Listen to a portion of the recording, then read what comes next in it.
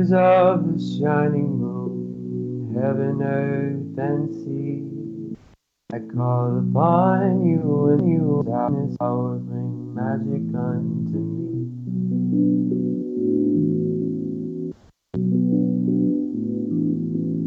Brothers, all the calls and cries that singeth unto me, songs of Mother Goddess and the Father in the tree.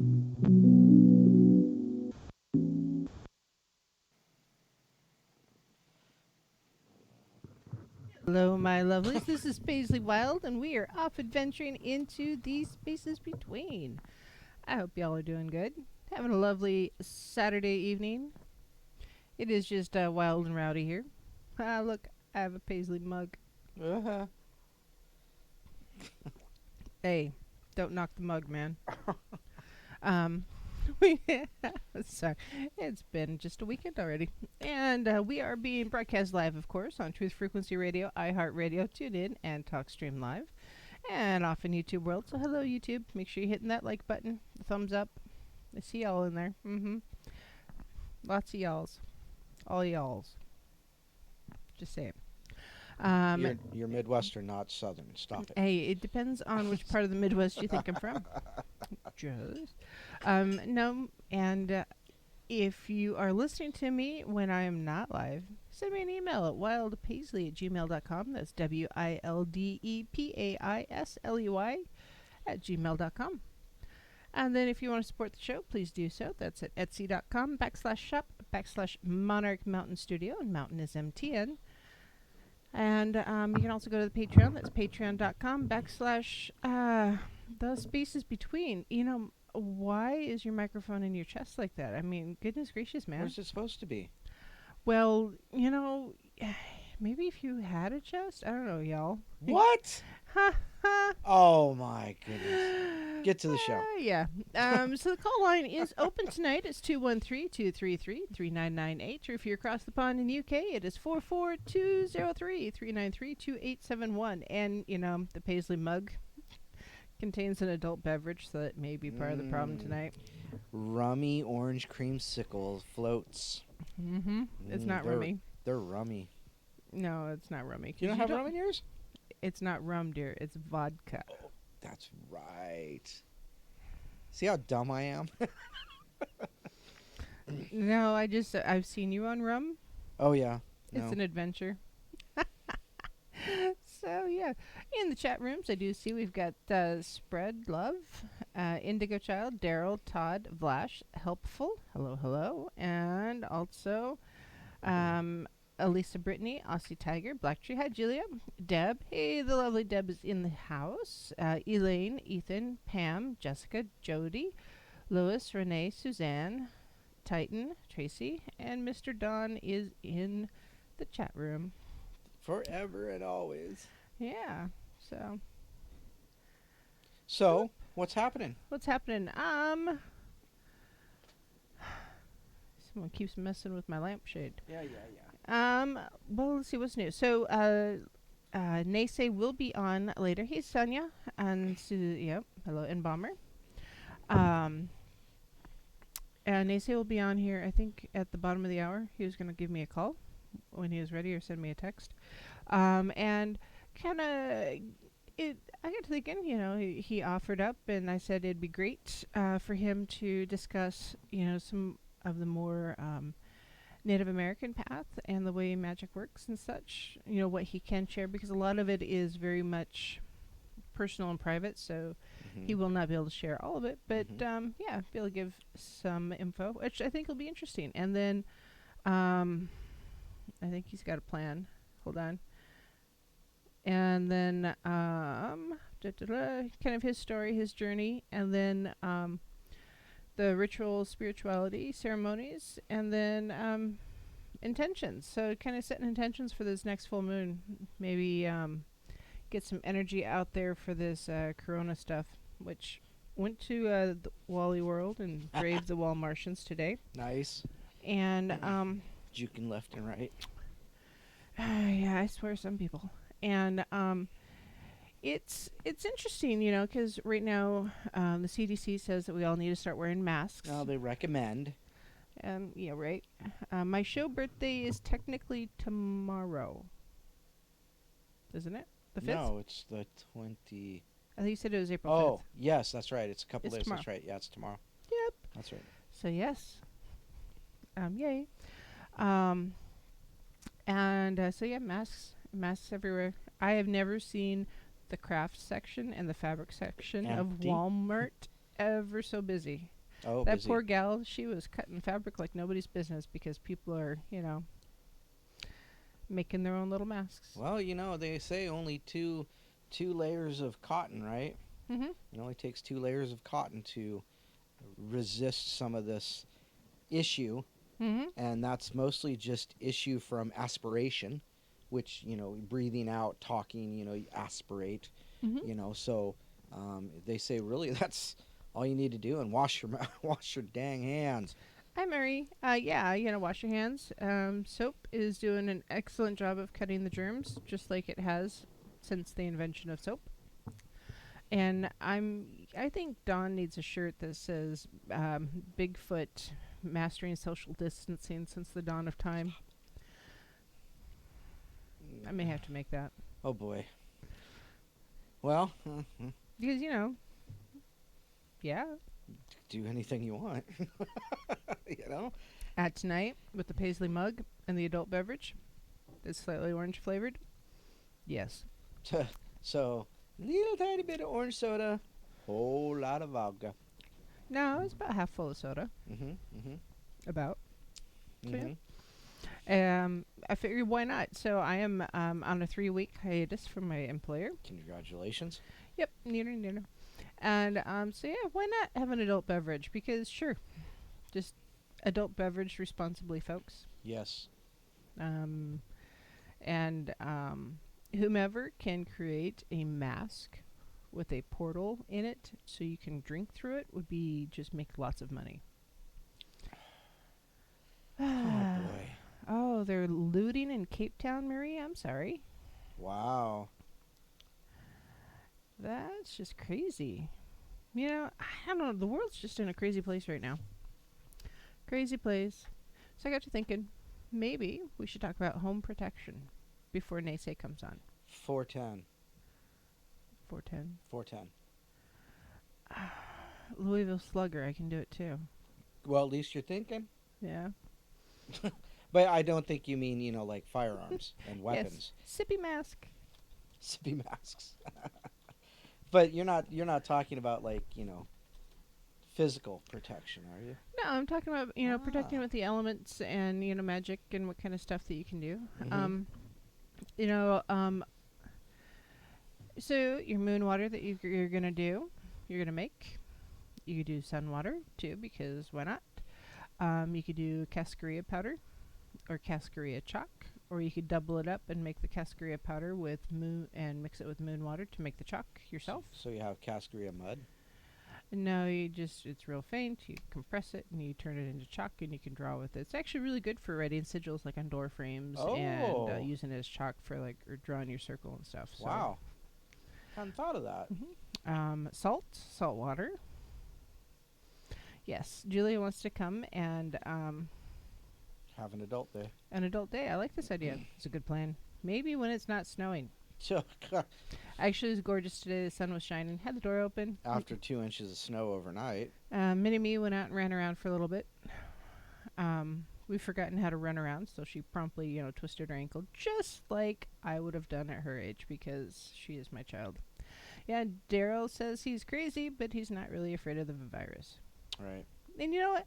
It's a virus. There's no reason to fear it. We have viri, or viruses, in our world every day, all the time. Inhale, you're inhaling virus components and bacteria and germs and all sorts of stuff. Yep. And you know what? Some of that you build up a natural resistance to because we're inhaling that crap all the time. Some of it you don't. You get sick. Like the norovirus, for instance, that's when people pick their nose and wipe it on a doorknob and you rub your eye after you open the door. That is absolutely disgusting. Well, that's the visual I want you to. And next time you just rub your eye. If you haven't washed your hands, someone picked their nose and rubbed it all over your hands. So, um, yeah. Um,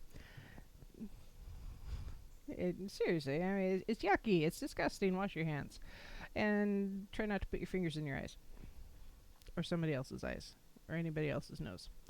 But those components are in the world all the time. This particular one is one that we have not had a lot of experience with, so our immune system is not ready for it. So yeah, we're not ready for insanity, and apparently it's come in the shape of the coronavirus. So yeah, eye buggers, ew. Yeah, South Africa is kind of an angry nation, Marie. So yeah, be safe, be careful, and yeah, staying home is awesome. I would strongly recommend it. And cleansing with moon water is a good idea. Just remember, just like anything else, do not rely on one form of protection. That too. And bye, Julia. And pink eye is a sinus infection in your eyeball because you touched your eye after touching the doorknob that someone wiped their snot on. So yeah. Anyways, boogers. Wow. Just basically, pink eye is often just a cold or a virus in the eye. It's generally a bacterial infection. So yes, it's cold. Hey, shadow time. Thanks for the thumbs up. More of those. So yeah, protection, what can you do to protect your house? Because I think it's important that we stop and talk about it right now, and there's a couple different ways you can do it. Personally, I've used salts, and I've used cascarilla powder, and I will probably be doing some sigil work here in a bit. I have used salt, pink Himalayan salt, that I left out in the moon, full moon. So I get some full moon blessings on that. And that was that's my super secret special stash that I have. Liz, there's all sorts of things that can be directed into your eye to give you pink eye, not just soap. And I'll leave it there. Oh my god. No. Anyways, so the full moon that we had here a while back, that was also a lunar eclipse. I had some pink Himalayan salt out, so it soaked up that energy. Now, I intend to mix that with, some moon water, and I'll use that with my fingertip. Really, yes, monk. I really will just go through and I'll draw sigils on the windows, because often when it rains, it doesn't really hit the windows because they're covered by the eaves. So yes, you can do that in your home too. You can do the same kind of thing. You use salt water for sigil work on your windows to give you a little bit more cleansing and power to your cleansing in your home. So no more lamb's blood. Wrong tradition. Oh, sorry. I apologize. That's okay. So you can ask the elements to protect your home too. Call them air, fire, water, earth, spirit, the whole 9 yards, and you call them just like you would call in the corners, and ask them to bless your home. And generally, I would recommend grounding just a bit, and setting your intention and meditating, making sure your focus is exactly what it needs to be, so there's no confusion, because that's cool.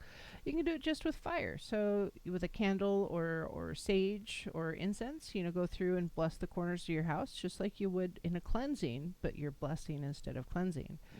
Or asking for protection. And that sage smoke is putting your intention and letting it breathe out into the atmosphere. You can put a line of salt at your doors or along your windowsills. Technically, if you are Christian, you can do the wafers. Do the same thing. The body of Christ. Yes. The body of Christ. Exactly. The body of Christ. Sorry. Yes, Get the hell off my lawn. pretty much. So, but yeah, you can do the same kind of thing. I suppose technically you could poke holes in it, run some fish line, and have it hanging in the window like a charm. And go tap tap tap tap tap tap tap on the window, like a ghost. Tap tap tap tap tap. It's the Yes. Holy Spirit. Oh no, you're on it tonight. I Wow. I am. Oh look, I have a Kleenex for my nose because it's dripping. It's running away. Now in the Vaudun and some voodoo type practices, brick dust is also considered a barrier. You can do black salt, which black salt is it's a thing that you can create, and I recommend looking it up because I'm not going to go into it now because we only have 10 minutes until break. Huh. Time flies when you're tipsy. So, and I'm watching for the text. Okay. And when you are blessing your house, whatever, make sure you do thank the entities or the spirits. You know, anytime you ask for help, unless you're working with the fae or the fairies or the elves, because that's an entirely different group of entities, make sure you're saying thank you. Yes, Paisley is tipsy. I'm drinking out of the Paisley mug. Shadow Time Rider says brick dust rocks. But also, think about it. Why are there wind chimes near so many doors? They're the bones of the robots that we've killed and put out as a warning to the new ones that may come Terminator. So wind chimes are thought to be good luck in Asia, for instance. They're part of the feng shui. So they're decorative. But also I've heard, and I would have to really do more research than just on the fly like this, because black and Himalayan salt. You can get all sorts of salt. It's a way to tell the spirits to go away from your front door. What is again? I'm sorry. Wind chimes. Wind chimes. Okay. Yep. But also, if you have enough of them around your front door and strangers don't know where they are and they run into them, it's also an early warning system. Early warning systems. Yeah. Which that's not a bad thing. So, let's see, Vlash. O3 generator kills all. Oh yeah. Yeah. An oxygen generator. Yeah.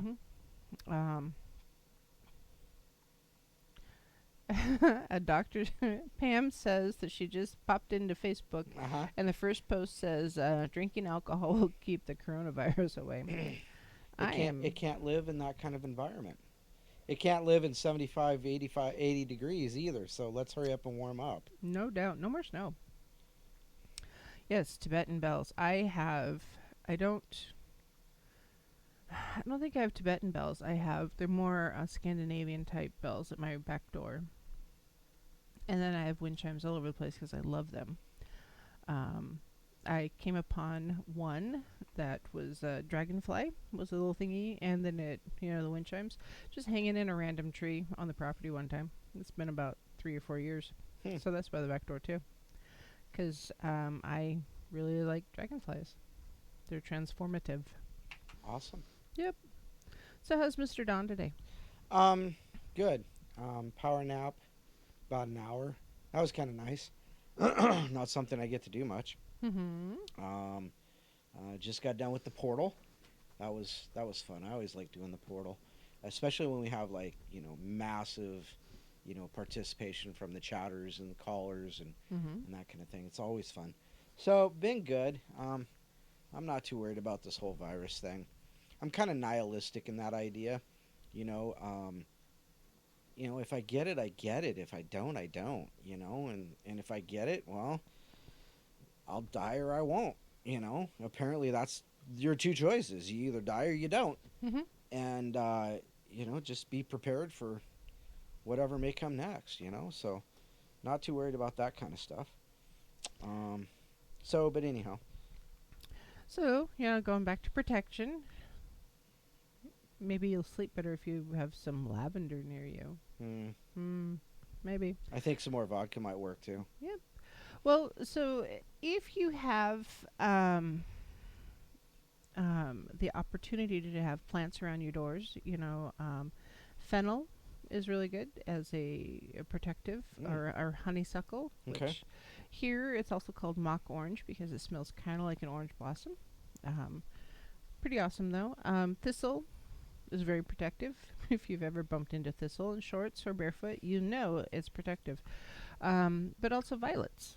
Violets are pretty. So that, if you've got window boxes, you can plant violets in there. So yeah. Awesome. An iron horseshoe hanging at your door is a protective charm also. Yeah, they keep the fairies away. Mm-hmm. And some diseases also. Yeah. So you want to make sure the open part is at the top so it catches good luck rather than pouring it out. Let's see. You can have an herbal dream pillow, so that's like a pillow that you stuff with herbs like lavender or peppermint, or a poppet. You can make poppets. We talked about poppets a couple weeks back. Hello, poppet. You can make an onion braid. So, have you ever heard of an onion braid? I've seen onion braids. Okay, Yeah, well. of course. So basically, you have onions. So this time of year, I would say, or in the northern hemisphere, you'd probably have to get like green onions. And with some cording or twine, you braid the onion stems and the cordage, so you have a rope of onions. And then you focus your intent as you're making your braid. And this little article I was reading came with a charm. It says, onions wrapped around a braid, this charm for my home I have made. Keep negative energy away from me. As I will it, so shall it be. Wow. Pretty easy breezy. A lot of the times when we're doing protective type rituals or spells or anything like that, the verbiage that we use, it rhymes partly so we can remember it. Right. Otherwise, you do like me and you have little note cards so you remember things, which works in the daytime, but not at night. And then,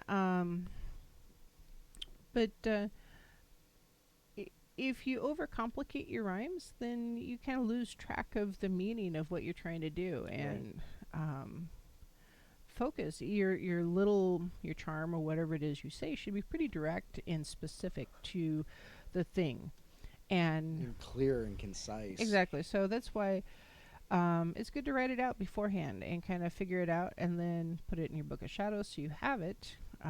Which I've been doing that somewhat, trying to figure things out. And Ruthie says she has a Chinese bell at the back door, chimes outside in the tree, and crystals and salt and sage every day at the doors. So yeah, yes, crystals. You can have protection crystals. Hematite is good. Amber, carnelian, onyx, all of those are good. If you don't have any of those, just plain old quartz will work too. Quartz is a universal.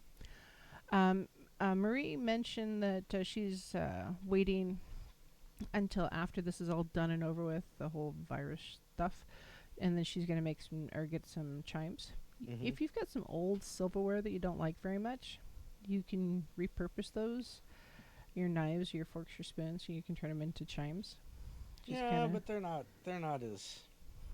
as pretty necessarily, but they can be kind of fun because you're repurposing something that you would have maybe thrown away instead. Hang them from a colander, and then put a little a pot of violets at the top, which would be the base of the colander. So it hangs down, and it's a decorative plant with little chimes at the bottom. It can look really pretty. So yeah, just kind of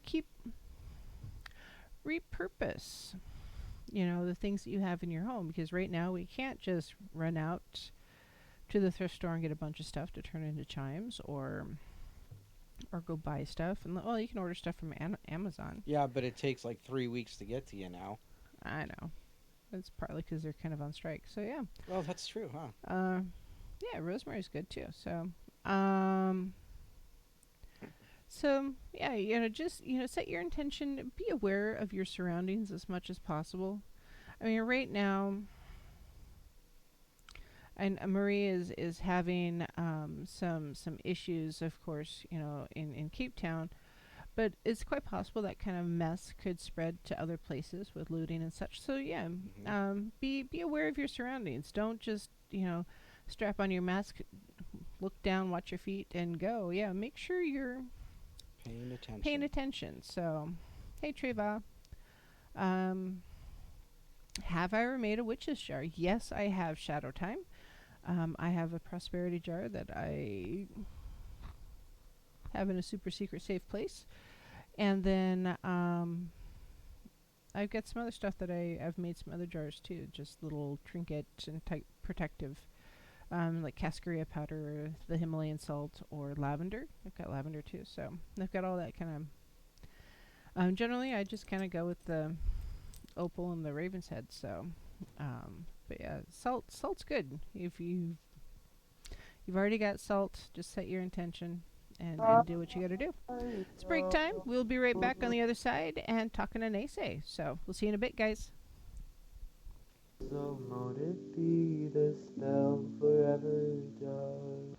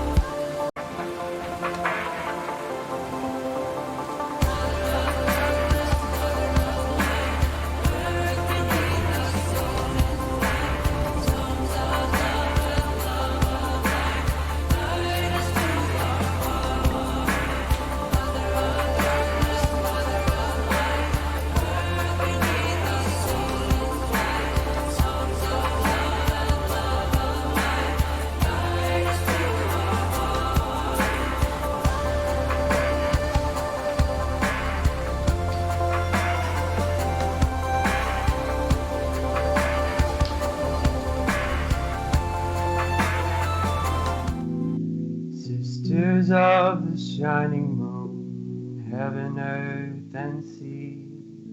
I call upon you in this hour, bring magic unto me.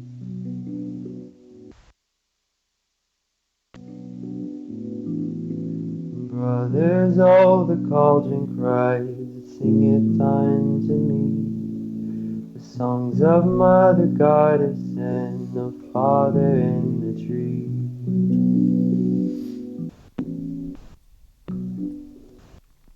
Hello, my lovelies. This is Paisley Wild, and we're off adventuring into the space between. And hey, so Tree asked a question. NeSe, I see you're there. There's a caller on hold, so I'm gonna grab the caller real quick. NeSe, I'll get to you, and then Trey, I will answer your questions. So, ba-ba-da-da. Area code 218, you're on the air. Hello? Hello? Hello?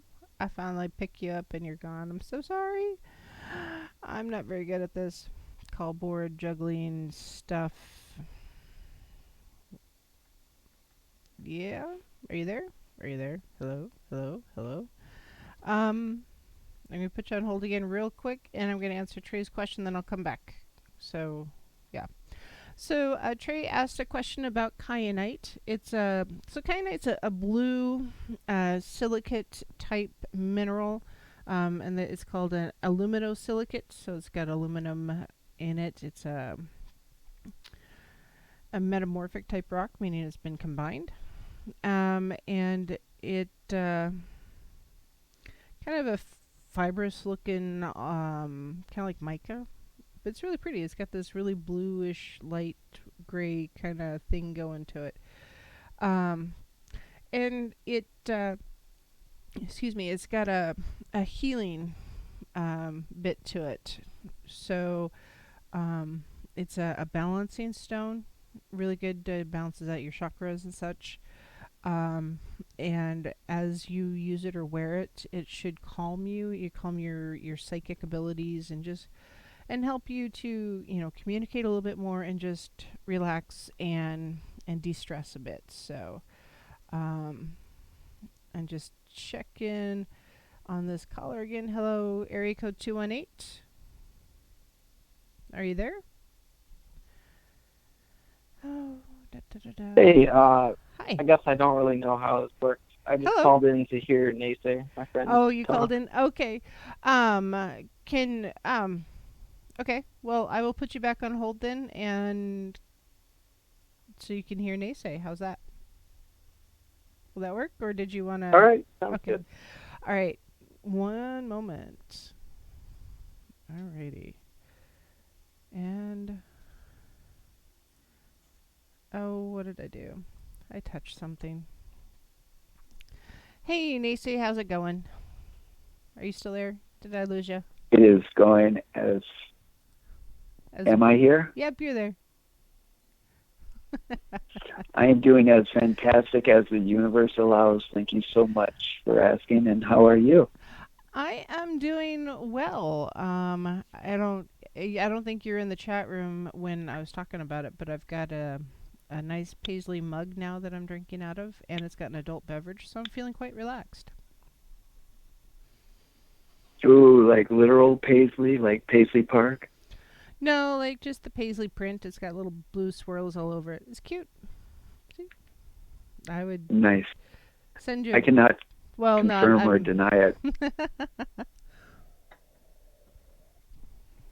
It's got I cannot confirm or deny it. One time I used to like wearing paisley. I actually But really I like paisley print. I think it's fun and kind of quirky, and it's my thing. So it's all good. Well, thank you so much for the opportunity to share with you. You have quickly gone to my top 5 favorites on the network, and it was hard enough to when I would listen to Brent and be up that late, and then you came on, and then it's up later at night, and it's like, oh, thank God it's the weekends. Yeah, it's a good thing it's the weekends. And then you get the creme de la creme with Donnie there, like the cherry on top.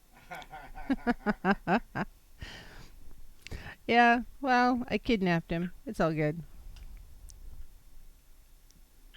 So where would you care to start, ma'am? Well, let's see. I guess let's start with your story. Start with your journey a bit more. I know you've glossed over it a little bit and you've mentioned it in the past. So how about go into it just a bit and,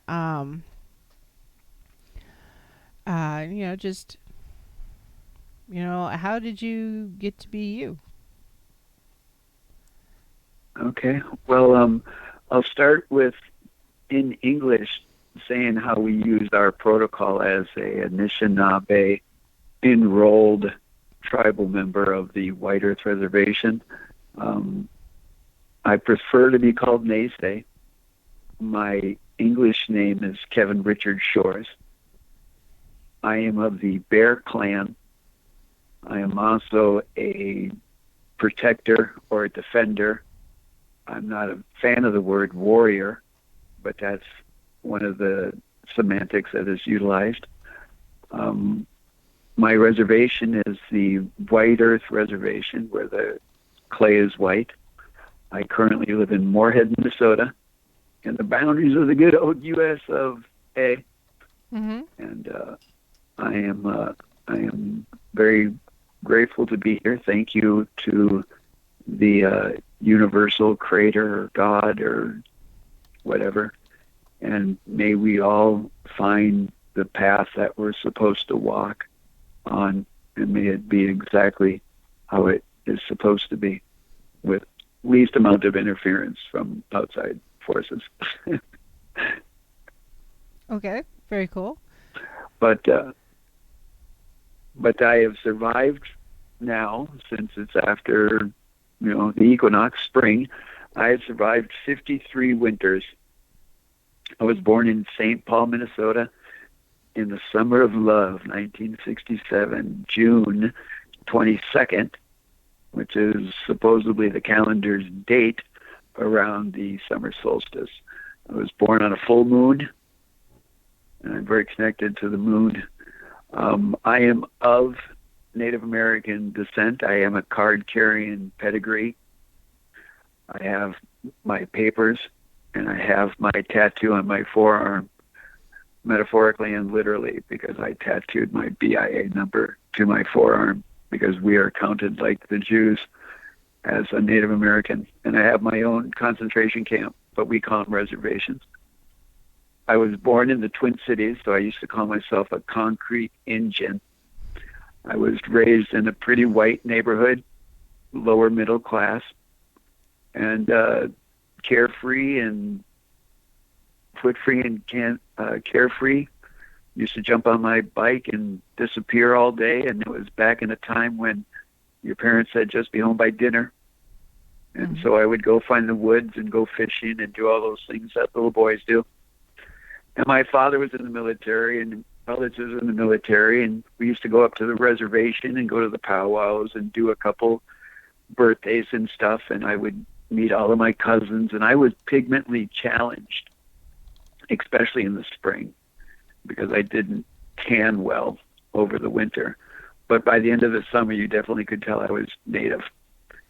And growing up, I used to ask my grandmother, what's it like to be Native? And she didn't want to talk about it. She's like, oh, that's the past, let it go. And I would ask my dad, what about our ancestry? And on my father's side, we were British, with a little this, that, and the other thing in it, mostly British. And on my mother's side, it was mostly Anishinaabe and some French, and a couple specks of this, that, and the other thing. According to my pedigree, I am 56/128, if memory serves me correct. And how that computes, I do not know.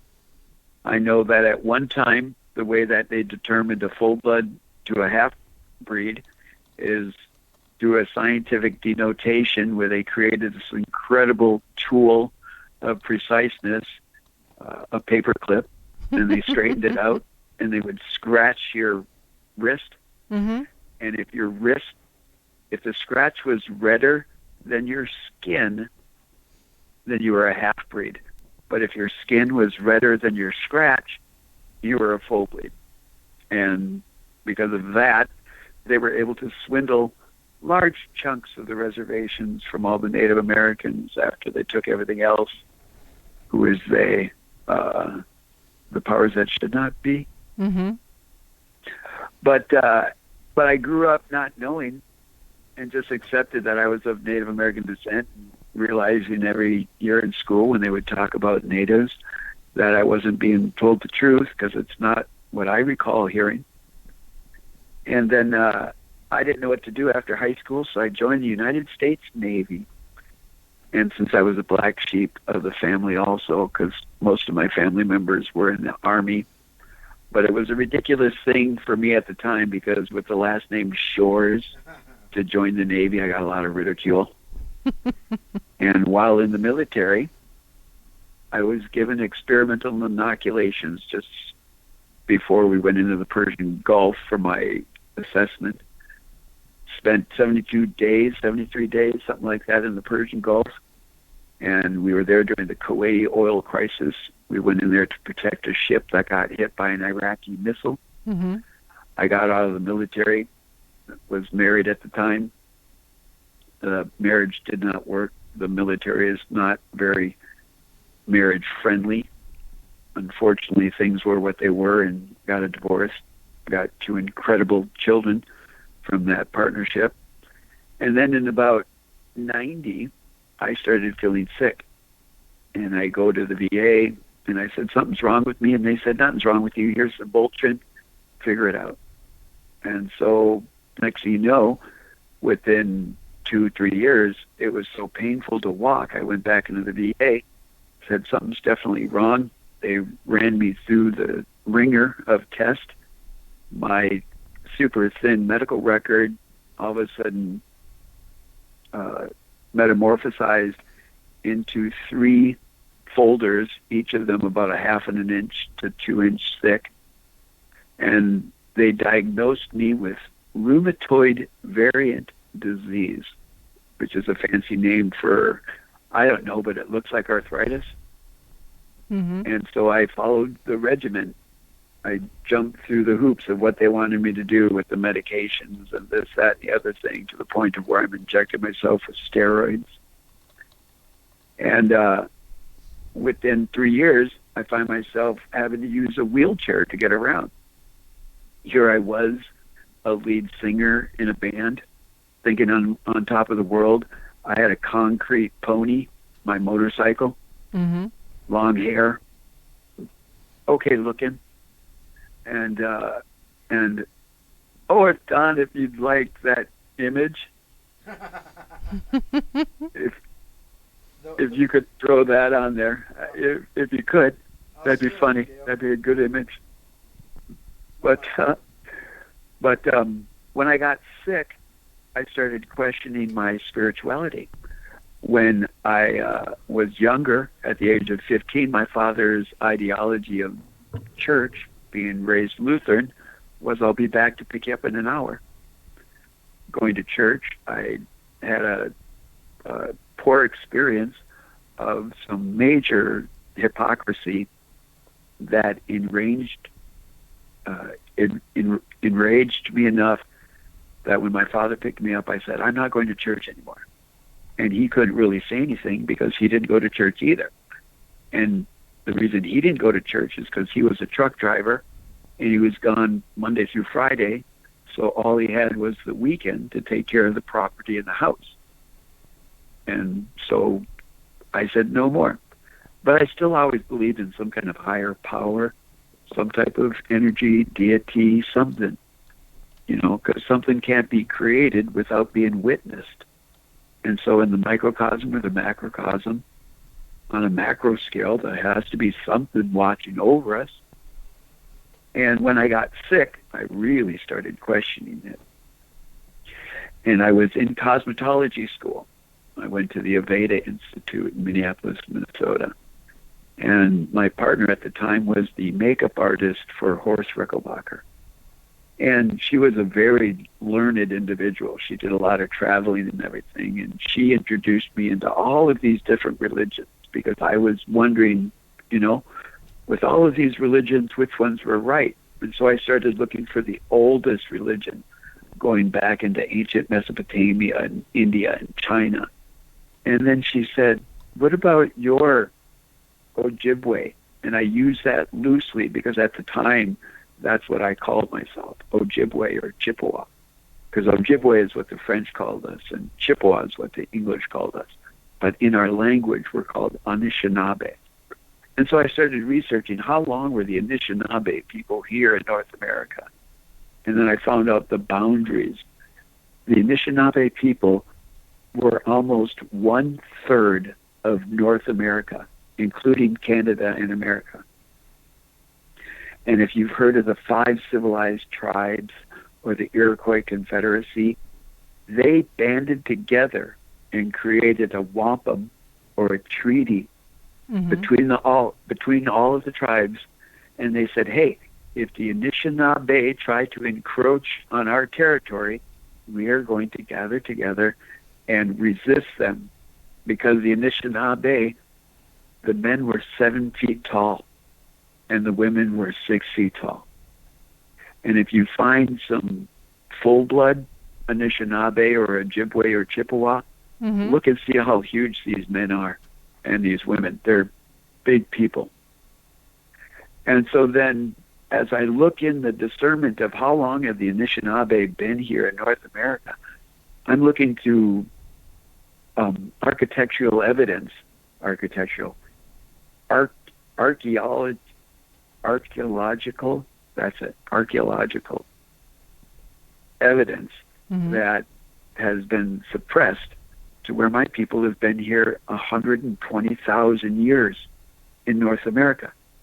We have words for the woolly mammoth, the saber-toothed tiger, the giant sloth, the giant beaver, and they're not in the way of long ago there were these creatures. They're used in the way of, oh look, there's a saber-toothed tiger, Bibi Batu, run. So because we have a certain way that we say our words for things that are of the past. And according to the Guinness Book of World Records, the Anishinaabe language is the hardest language to learn because we have over 30,000 verbs and 7 different ways of utilizing each of those words. Holy cow. In all of our words, in all of our words, we have no discernment between a man and a woman. Like if I was to say "Gianoki," the Tom, to work again, it doesn't denote a man or a woman working. I would say "Gi anoki ikwe kitam," like she is working. Okay. Like again, or it's her turn to work. But that's just, so I'm just fascinated by this. And then I'm like, okay, how do I go to ceremonies and rituals? And so I started asking at the powwows, and I got invited to go to a sweat lodge. And so I went into the sweat lodge ceremony, and when I crawled in and had the opportunity to experience this, and I cried, I wept, I hugged the earth, and I cried into the dirt, and it literally felt when that elder was singing those songs, it felt like the micro core of my atoms woke up and heard that drum and recognized that beat of the heart and recognized within my heart that same rhythm and Mother Earth's heartbeat. And I knew from that time, that moment, I am Anishinaabe Inini. And so then it was gobble up the information. Anything I could learn about it, reading all of the books and everything.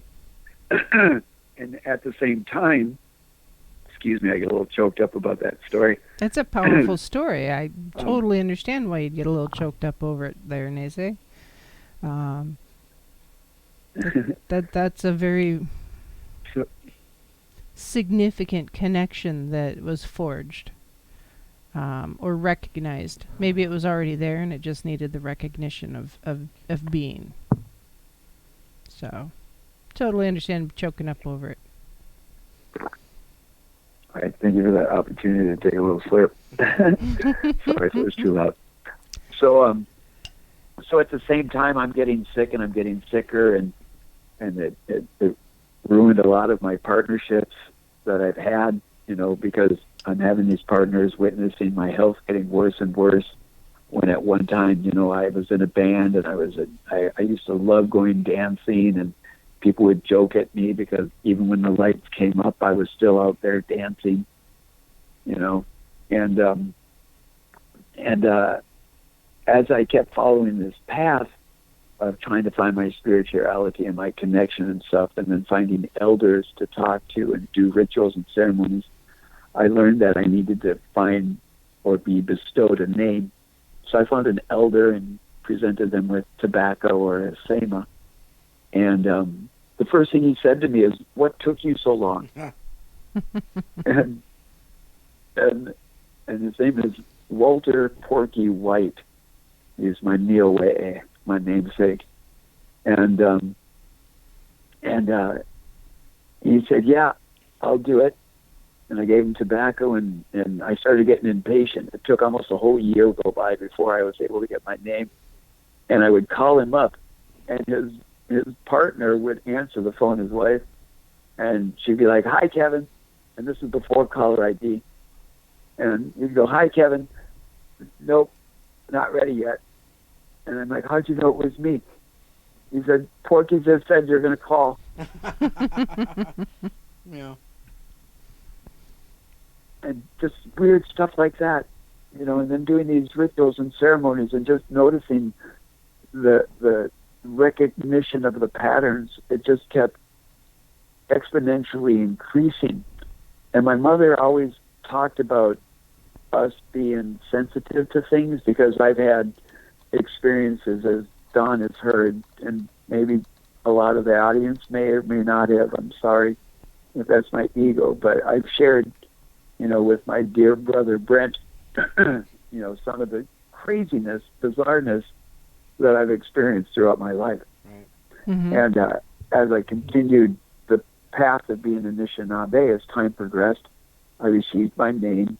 I started doing more rituals and ceremonies, and next thing you know, I'm bestowed a pipe.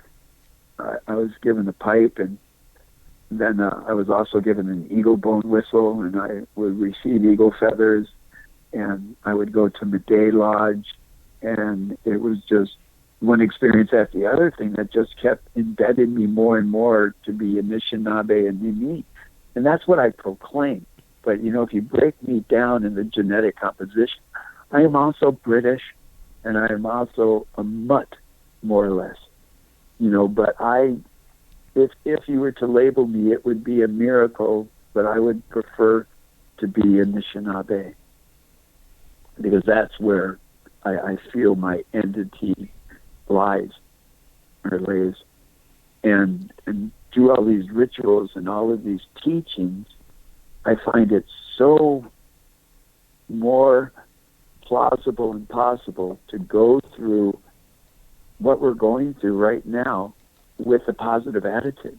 Mm-hmm. Because I've had several near-death experiences. The last one, which was in 2000, which will be my 20-year anniversary, May 5th this spring, of when I was ran over by a 80,000-pound commercial garbage truck crossing the street on a walk in the crosswalk where the garbage truck is trying to run a red light. Oh, goodness. Or a yellow light. He said he didn't see me in the crosswalk, but I was in my wheelchair wearing a bright orange windbreaker. So, we can continue there, and we can just spend hours on that alone. Yeah. And well, hey, NeSe, I'm going to break in real quick before we move on to the next step, because we're about to break time here shortly. So, That's quite the start that you got going on there. A lot of character building, for lack of a that's a nice broad phrase. I mean, a lot of opportunities to go several different paths. So it's very cool that you're on a path now that you're able to look at a lot of this negative stuff that we're encountering with a positive light. So, Yep. And that's hard, and without a doubt, that is hard.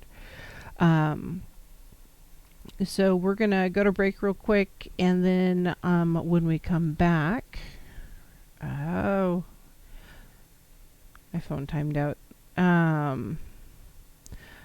I suppose let's talk about some of those rituals, ceremonies, or the spirituality that you've encountered or that you've developed. So, and just go from there. It's, so we'll be right back with NeSe, everybody, and yeah, just chillax a bit. Have a drink. Use the toilet. Have a drink. Bye. Lord, within the sun, as we will, so mote it be, the spell forever does.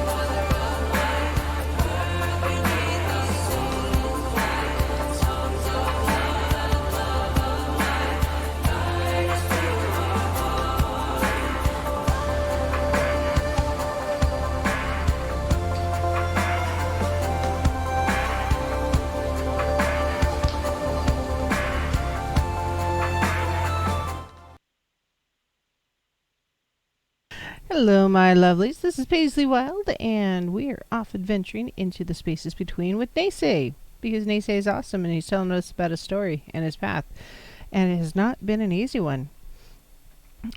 Character building at its strongest, without a doubt. So, hey, NeSe, you are live again and on the air. Hello. I am still here. Thank you again for giving me the opportunity. You are welcome, my dear. So, yeah. Go ahead. One thing that I did forget. Mm-hmm. I'm sorry. Go ahead. The platform's yours, there, dear. It's all good.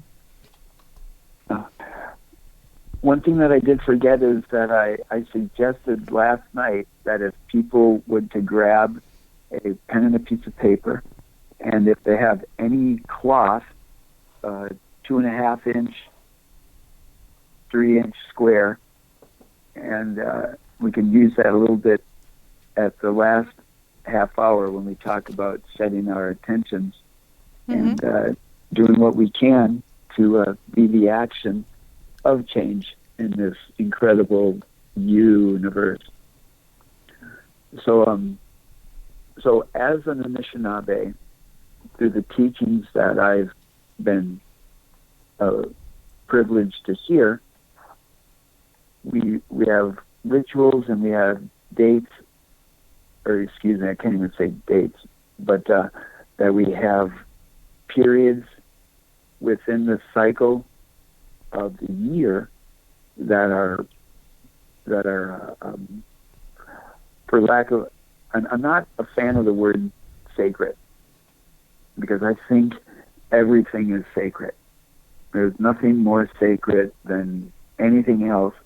However, we may utilize things more than we utilize other things, whether it be in our rituals or our ceremonies, and that's where we get caught up in semantics, and which is so incredible about the Anishinaabe and their words. We have a word called mushkiki, where a very, very loose translation is medicine, but the explanation is so further broader than that. It means utilizing something to help you on your path in a positive way. And just little things like that, as you learn this knowledge, it is, so understanding why I claim to be a born-again pagan, because it's very romanticized. It seems nostalgic, because of the noble savage, the noble Native Americans. And then you learn about how they would live in synchronicities with their surroundings. And it just was more and more incredible as I go through this path. So then I started eating better. And that was when a big shift of my not even paradigm, but maybe the dogma that I was caught in, when I went organic and I stopped drinking alcohol. Not only did my health increase, but it seemed like my intuitivity, I don't know if that's a word, increased also. Mm-hmm. It's an acceptable word. It gets the message across. Because the intuition, right? So often I think our intuition is clouded or perhaps obscured by the things we ingest and the things we do. And by going to a cleaner eating and getting rid of some of those other things that were in your life, that removed some of those blocks to you that were there on your intuition. Right. And so as it increased, and then the ceremonies and the rituals increased, it just kind of like exponentially on itself would increase.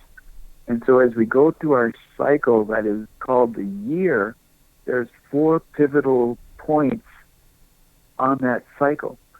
And this comes to a circle. So like if you draw a circle and then you divide that circle into 4 with a cross or with an X, it would denote winter, spring, summer, and fall. And these would be the equinox or the solstice. Mm-hmm. And because of their position on the cycle, they would be utilized to more or less tell what the future is going to bring. Because there's always an anomaly to the cycle. Every now and then there's always a hiccup in the road. And this goes back to how my teachings would help me with what I was going through. Because when I got sick, I cursed the Creator. I was so angry. I'm like, how could you? You know, I was going to be a rock star. I was getting groupies, and you know, and lo and behold, this occurred. You know, and I didn't know that possibly the universe said, hey, NeSe, we need to take away your ability to walk and your ability to see, because we are going to download you with such information that the amount of information you're going to learn is going to anger you, because when you realize that the powers that should not be have utilized for the social conditioning of you and me, you get angry. And when I first got angry because I found out I was used as an experimental guinea pig, that anger also was devouring me from the inside. Mm-hmm. And so as I do these rituals and these ceremonies, it's almost like realizing that you are a clear glass with water in it, and over the years you've been dropping black oil into the cup, and your water gets murkier and murkier and murkier, because that's just the way things are. No one in this universe will beat you up more than you will yourself. There are some that will try and succeed, but I know from my experience that I am the most severe on my own entity. Mm-hmm. And I've made the joke before. Put the gun against my forehead and pull the trigger, because I am sorry, pity and forgive me, universe, that I have not been here for you, universe. Mm-hmm. And that's what it is to be a Anishinaabe, that we are here for you, universe.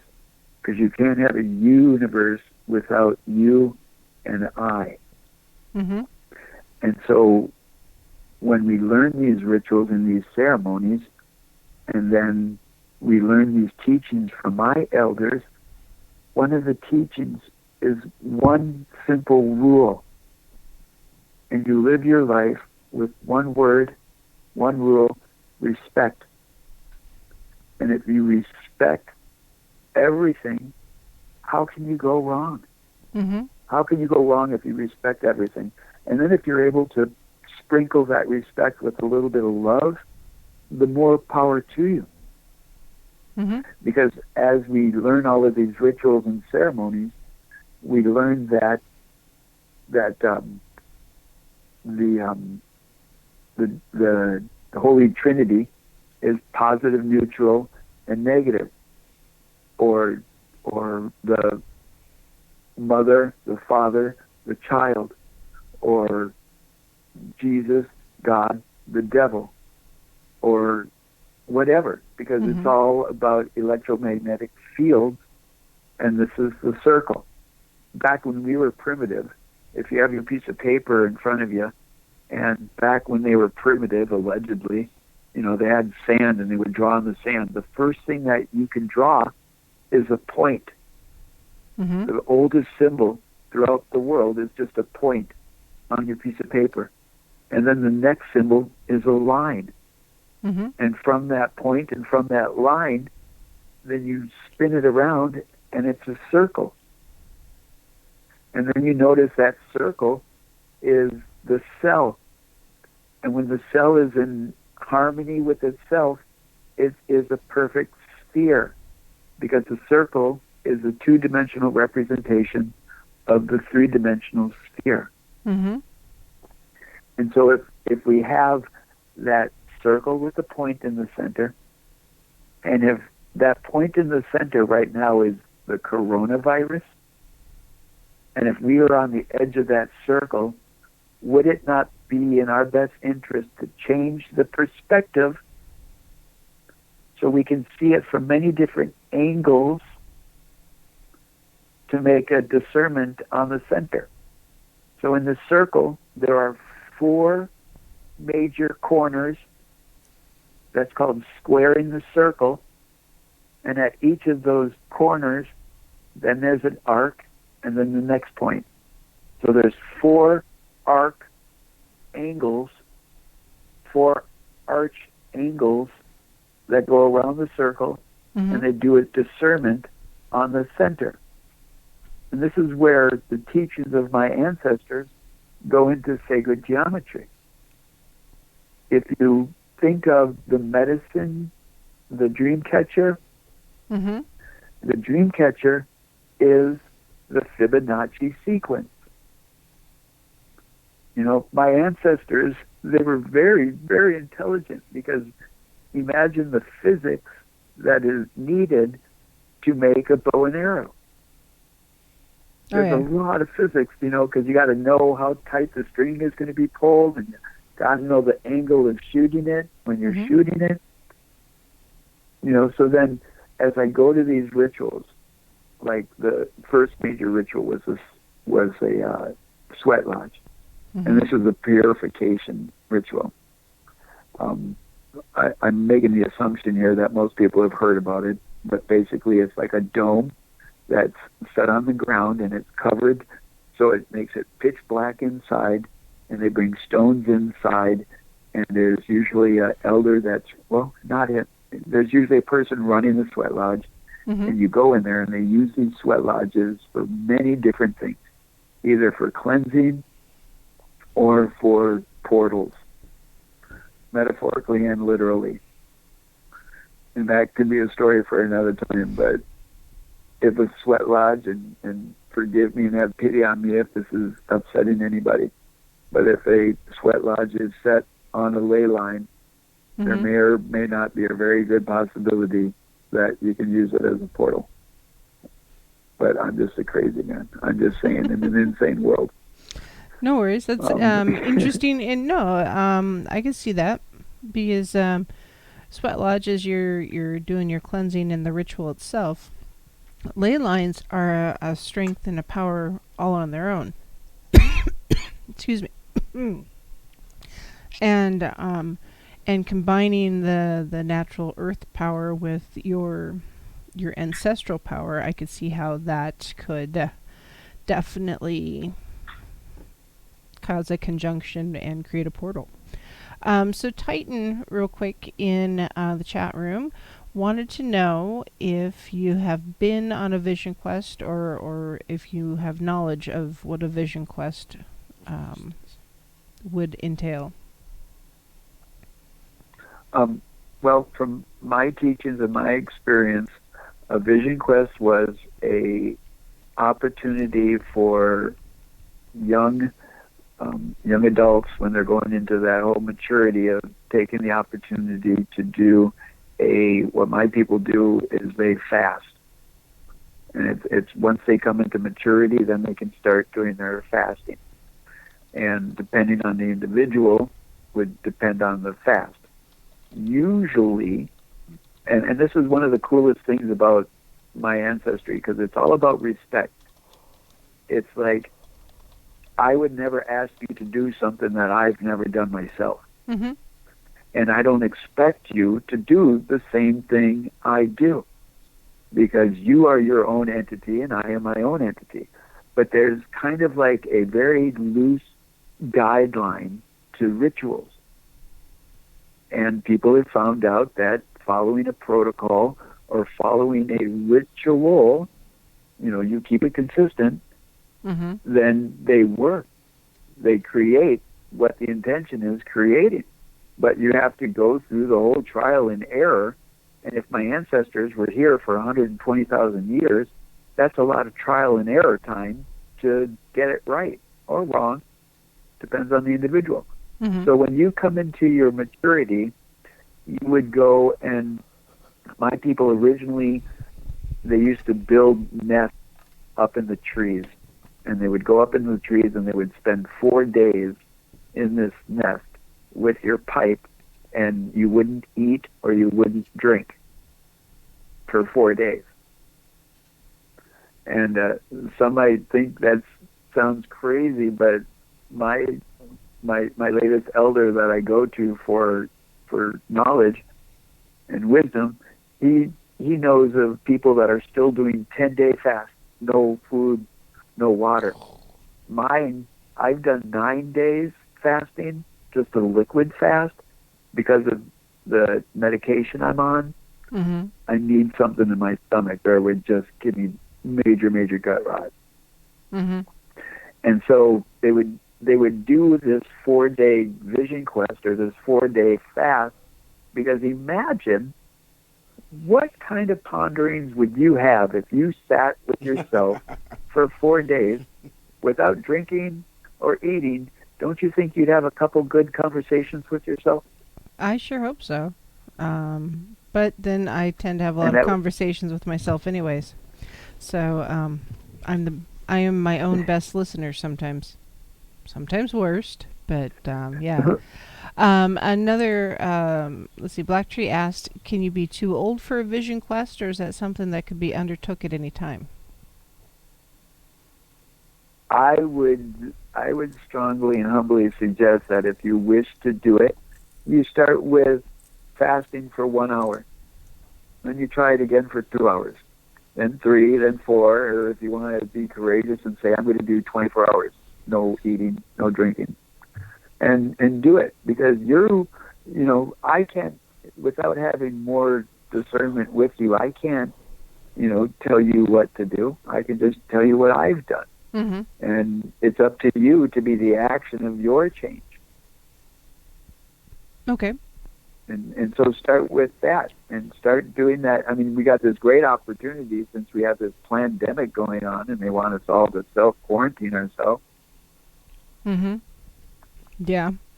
Yeah, it's an introvert's dream come true. Stay home. Black Tree also asked if can you be any nationality, or do you have to be, are vision quests specific to those of tribal or Native American descent? This is where I sometimes have challenges with my elders, because, I am NeSe, and I am a naysayer, and I question. I always have since I was a little kid. Why? And would exhausted many elders' ears, because if the greatest teaching is the only absolute we know is there's going to be change is going to occur, then are we not to adapt to that change? And if we're supposed to live to our surroundings, then we pay attention to our surroundings. And if we are all here on the surrounding known as Mother Earth, then we are all Anishinaabe. And so when universe proclaims, I am Anishinaabe, then who am I to say you're not? Okay. So, and then, I'm gonna digress a little bit. Okay, as I said, my Christian given name when I was born is Kevin Richard Shores. But the government and the powers that should not be have sucked all of the energy out of that, because your name is energy, it's power. And so when you receive an Anishinaabe name, what my elder told me, don't give out your name. Don't tell anybody your full name. That's your power. Only tell those that are closest to you what your full name is.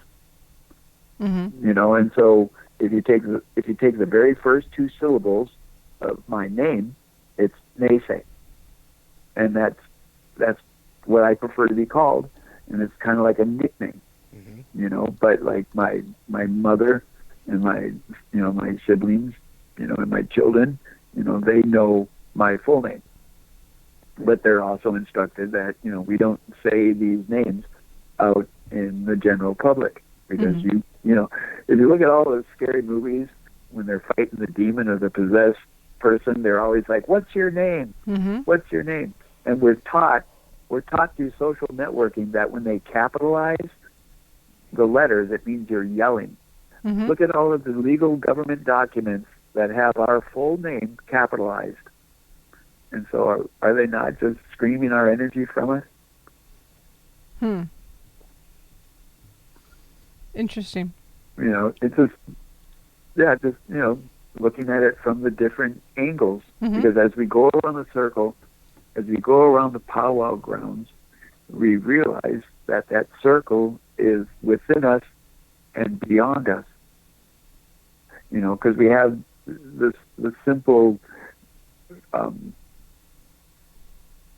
if you think of a line, if you think of a line of going parallel, Mm-hmm. or let's say vertical, or I don't know, what would you prefer, vertical, horizontal? Anyway, so you think of that line.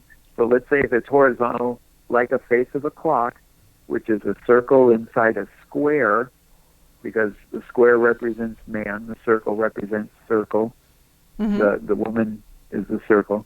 And if you have a horizontal line from 3 to 9, that's considered the eastern door, or the entrance to the east and the entrance to the west. And then you have, to the north and south, you have those other entrances, where again it makes the denotation of marking it on the cycle. And when the cycle goes around, and we have the equinoxes and the solstice, and it comes full around, Mm-hmm. just like in pi, it falls short of the circle. So when we look at the circle, you think of the snake eating its own tail. Mm-hmm. What is that called? The caduceus, I think it is. The caduceus So is... if you look at it, The caduceus is the medical cross, isn't it? With the serpent going up the pole. Oh, I think so. oh yes, Yeah. that's correct. We'll look it up. Oh, I know right. this too. That incredible, Ouroboros. brilliant chat probably already has it. Ouroboros? Yeah, Ouroboros. Ouroboros, yes. If you look at it from above, it's the snake eating its tail. But if you're able to turn your perspective, it is really a spring, where the snake isn't eating its tail, it's just coiling up on itself in the progression of the universe. Mm-hmm. Mm-hmm. And if you look down, you see the spiral down into it. But it's not really a spiral, but it just looks like a spiral, because when the lines meet together in a point, it looks like it's going away from you. If you think about art, Mm-hmm. artistry and the depth of when you make a road. And so you have that same thing on the circle, when you have one point in the center, a point on the circle, 1, 2, and then when you got 3 equal points, then you have a triangle. 3 equal points on the circle, and then when you have 4 equal points, you have the square.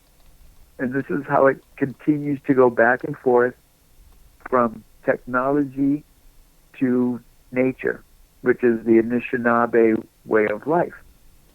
And when they utilize these tools for their ceremonies, Mm-hmm. all of a sudden you'll see there's sacred geometry in these tools. Like the Anishinaabe have a medicine wheel, Mm-hmm. which is a X in a circle. You know, like the X-Men emblem? Yes. That's the Anishinabe's medicine wheel. And the reference between the difference of the X and the cross Mm-hmm. is that when Mother Earth shifts in her cycle, it's going to shift from looking like a cross to an X. And this is where we are right now, at this monumental shift that happens every time that grand cycle comes around. Whether that cycle be a second or a minute or an hour, time is an illusion. Mm-hmm. Oh yeah, it's but it's a construct. All right, I'm gonna break in just a little bit because we're just about to go to our next break, NeSe. And so after that, when we come back, we're going to talk about setting intentions for the full moon. So, and kind of wrap things up from there. And then, so yeah, did you have anything you wanted to add real quick, Don? No, okay. I was just, not at all. Okay. It's fun listening, they say. You've got a lot of information there perk around in your head. That's for darn sure. So, well, don't forget to grab your cloth and your string or twine if you can, and a piece of paper, and we'll get those intentions. All right. So we will be right back, you guys, talking to NeSe.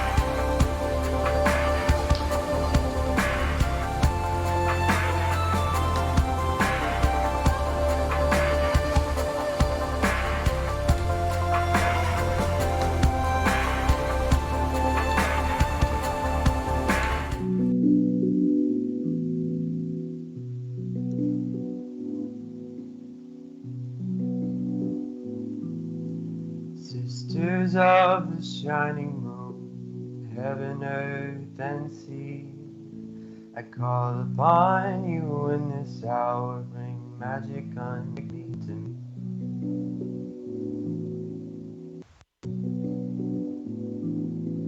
Brothers, oh, the cauldron cries, sing at times in me, songs of Mother Goddess and of Father in the tree.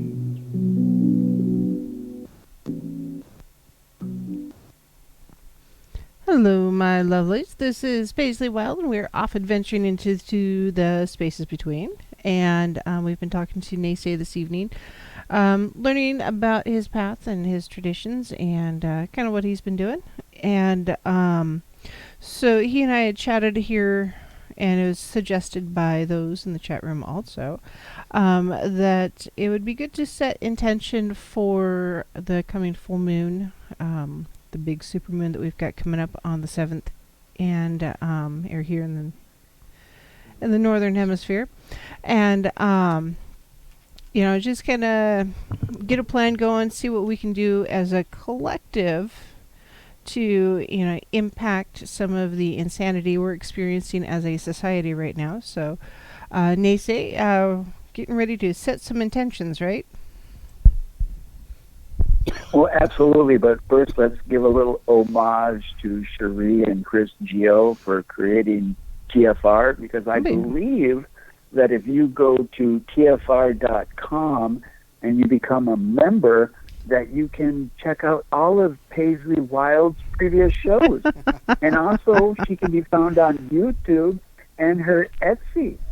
So take that opportunity to find this wonderful, miraculous entity and support her for her miraculousness and illumination. Thank you, NeSe, for the vote of confidence. I appreciate it. You're awesome yourself. Truth Frequency Radio, owned by Chris and Cherie. Yeah, they really created a platform for those of us who are not the mainstream media to express our viewpoints and our opinions and get the other side of the story out there. So I think it's important. And it helps me get my Dawn fix. Oh, you know how to do that, NeSe. If only you could see the beard, NeSe. If only. Being a cosmetologist, I had a lot of friends that had a different lifestyle than myself, and to hear the jokes and to share some of the joys that they have with beards, all I can do is giggle. I have seen him zip his beard into his jacket. Yep, and several times. And that is something that is it's horrible to watch because it looks painful, but at the same time, as someone who does not have a beard, it's kind of amusing. Yeah. Yeah, whatever.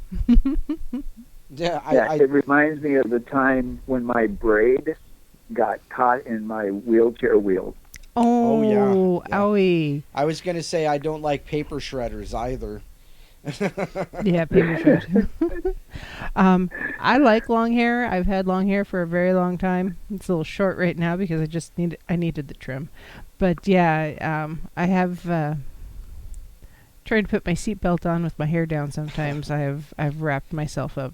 It's just, I know it's third world problems, but come on, or first world problems. First world right. Yeah, well, when I got the wheelchair, the longest I had is down my chest and down to the end of my knee. And then one day it got caught in my wheel. And then ever since then, I still let it go longer than my waist. So we cut it like once a year. Once a blue moon? And, once a blue moon, right? Don't get me on the cycles of the moon. But we are about the cycles of the moon and not the cycles of the psychos. Right. But we're going to try to synchronize with the moon. Yes. Set some intentions. So if on the microcosm, everything is electromagnetic waves or fields, then on the microcosm, according to science, when we have a thought or when we move a muscle or in our circulatory system or our heart or anything, a little tiny spark of lightning occurs between our neurotransmitters and our receivers. And this occurs in the what's beyond trillions, gazillions of times over moments. And so if all of those sparks were to be gathered together, like the angry photographer says, a 5-watt light bulb is hard to read by. But if you condense all of that light to a 5-watt laser, you can burn a hole in your rear end. Mm-hmm. And so if we can collectively make all of those little neurotransmitters and receivers fire that little spark, that little lightning, and focus that on the same thing, would we not in the same vein manipulate the field on a grander scale? Mm-hmm. I think so. I absolutely think, and feel that we can. However, through the social conditioning of being born in America, we have been conditioned to doubt ourselves because they play that opposite, that dichotomy. Find the divinity within. Well, why would you want to divide yourself? Why not just accept you for the wholeness that you are? It's a lot simpler than like, oh, I need to deconstruct me and quantify myself because I want to know why I tick. Why do we need to know why we tick when we already know that we're ticking? Exactly. But unfortunately, because of this social conditioning of where we've been thought or controlled to believe that we don't have any power, that we don't matter, then all of a sudden these things that we ingest that are purposely made to harm our harmonic conversion of ourself, then they win, they succeed. Because if we have self-doubt, then we are not able to mutate or transform those things that they've convinced us to eat that are bad for us into positiveness because of the Holy Trinity, neutral, positive, and negative. So where do you want to lay and where do you want to lie? I would like to utilize this opportunity for all of us to utilize intentions in trying to condense our illumination to a laser beam and tell this entity of the power that should not be or negativity that, hey, can you chill the heck out? Can Right. we come together and find balance? Because if we get caught up in the oscillation of positive to negative, from positive to negative, we don't find balance. Right. Because there's enough negativity in the world to find more negativity. And negativity doesn't need to find more negativity. Negativity wants more positivity to come to its side. So it's that constant oscillation of the piston, the heartbeat, the to and fro, and we just don't know that collectively that's us. We are only able to be within 3 states, positive, neutral, and negative. And it is up to us individually to make the discernment where we lay our life. Whether it be physical, mental, emotional, and spiritual. Because again, that number 4, which you'll find throughout the Anishinaabe and a lot of indigenous people, that divinity, I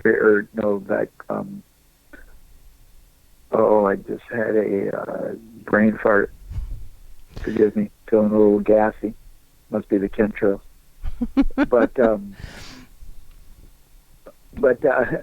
So as we make these intentions, so what I'm going to explain now is what we call a prayer type. And let me digress first.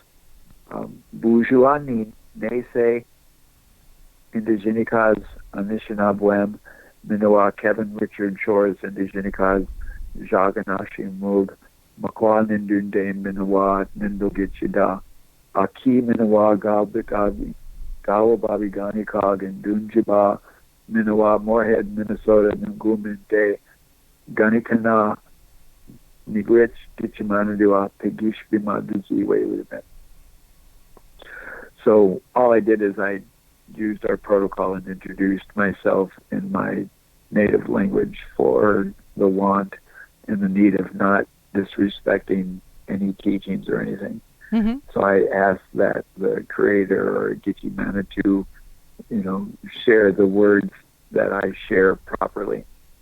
So, so when we have these intentions, we can write them down on a piece of paper. Mm-hmm. And then if we take this piece of paper and we fold it up as tiny as we can, and then we take that intention and we put it in the center of that little 2.5 inch, 2 inch square. What I usually do is I use a sema or tobacco. I'll put tobacco in the center of that square, and then I'll fold it corner to corner so it makes a triangle. And then I'll fold up each corner of the triangle up to the apex, and then I'll grab it so it's like a teardrop. Mm-hmm. And then I will take my string, and this is what I do. So it's up to you to do what you want to do. So then I will take my string, and I will go around once and pull it tight, and then I do this thing. It's called a Slipknot, where you make a loop, and you put the loop around the top of it, and you pull it tight. Mm-hmm. And then you go around once again, and you make another loop, and you put it around and pull it tight. And I'll do this where I'll do 3 times around and 4 loops on top. And depending on the ceremony and the ritual, sometimes I'll continue and do this and make a huge string of them, Mm-hmm. about every 2-3 inches apart. And I just keep doing it like a garland, for like a popcorn garland. Mm-hmm. And each one of those little bundles is an intention bundle or a prayer bundle or a meditation bundle. Mm-hmm.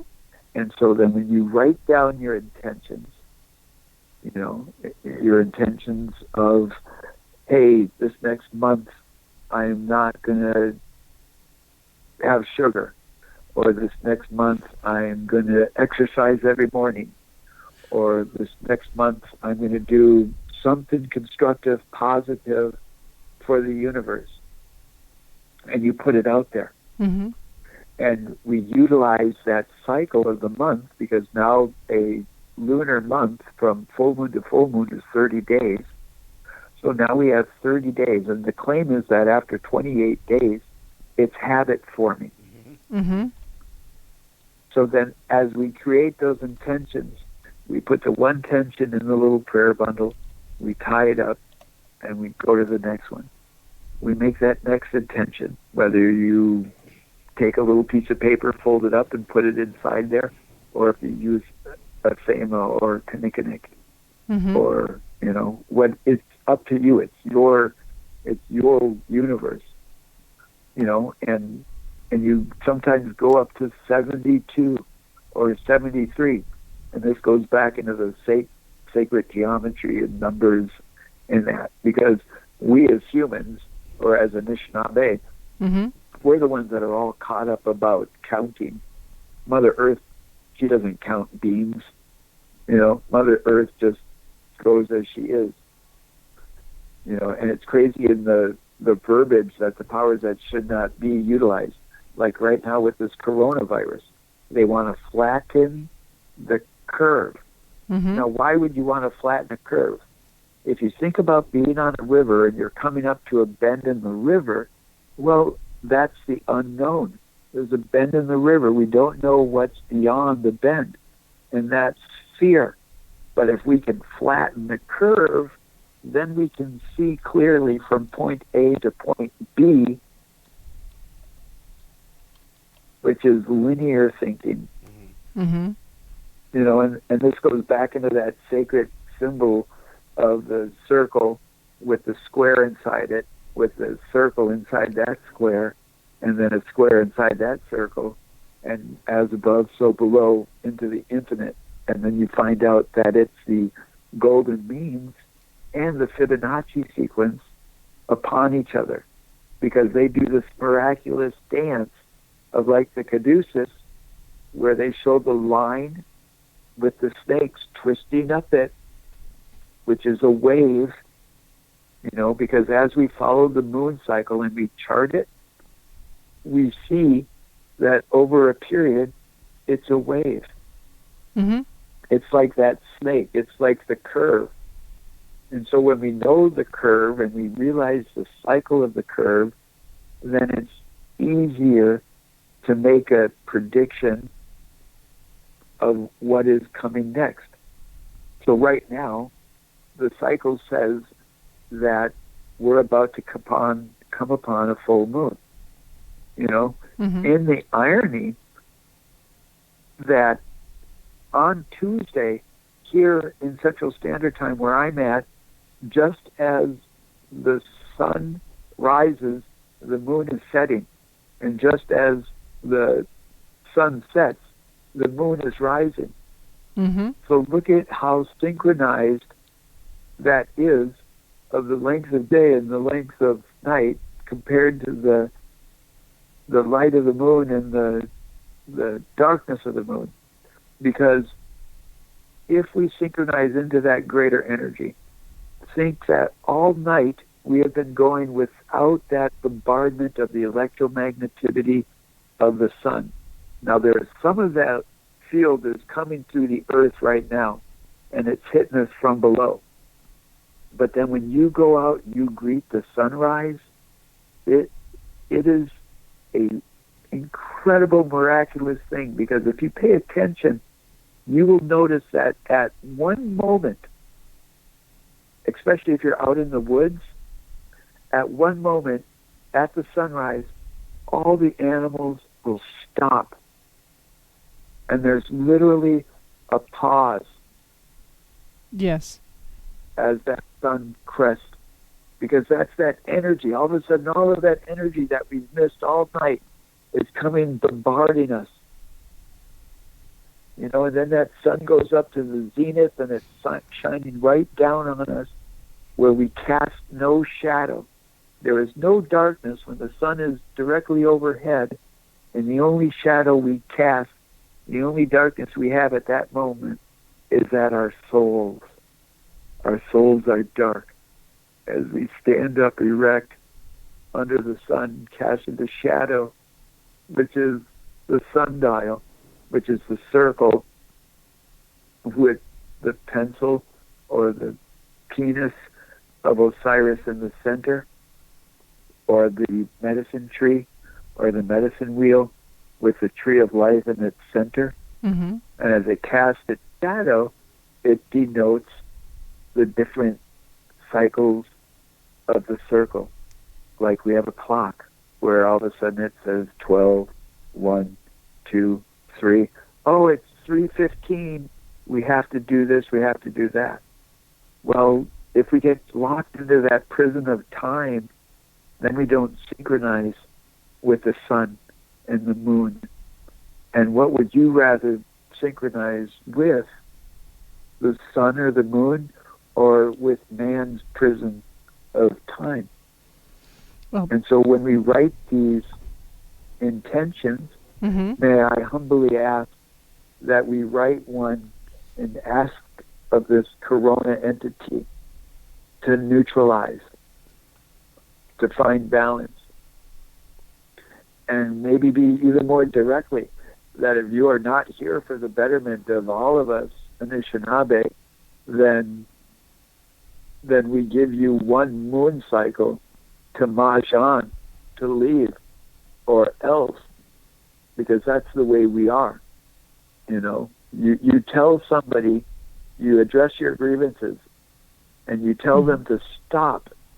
And if they don't stop, then do we not have inalienable rights to stop them, especially if they, the powers that should not be, or the forces of darkness or negativity or the devil or set or whatever your your semantics may be, then don't collectively, we as living, breathing entities, have inalienable rights to stop the negativity against us. We do. We just can't necessarily rise up in arms to do it. So it takes delicacy. Well, that's the whole point of everybody focusing on that one thing, getting as many people as you can, because that's the rising in this situation.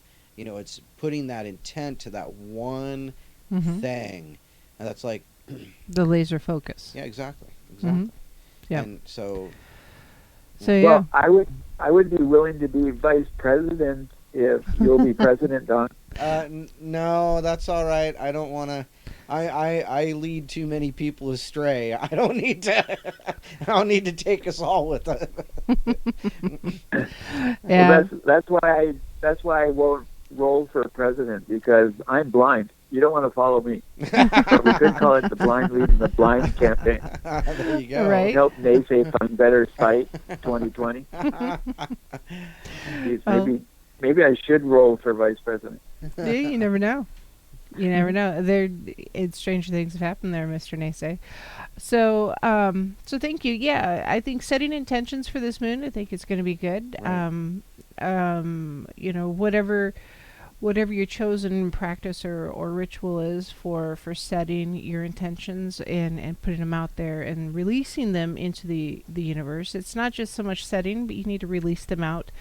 Otherwise, you're just kind of holding secrets. You're not communicating the full message.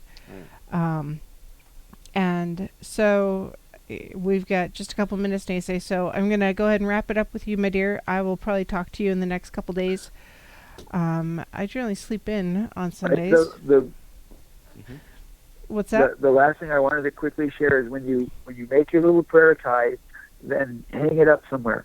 Either hang it up outside or hang it somewhere, and then let the moon energy hit it too, and then keep it as a reminder of that intention to help you fulfill those intentions. Because if you have time to pray and you're not prepared, you need to prepare first, then pray, because action is going to do a lot more than words and thought right now. So thank you so much. Ape geese, Bamad Ziwe, women. Toodles. All right, thanks, NeSe. Night, NeSe. Sleep well, my friend. Love you, Don. Love you too, NeSe. You know. He always gets that in there. It doesn't matter. He always does. He always does. Always. So yeah. So thank you, NeSe, for sharing your path and your adventure.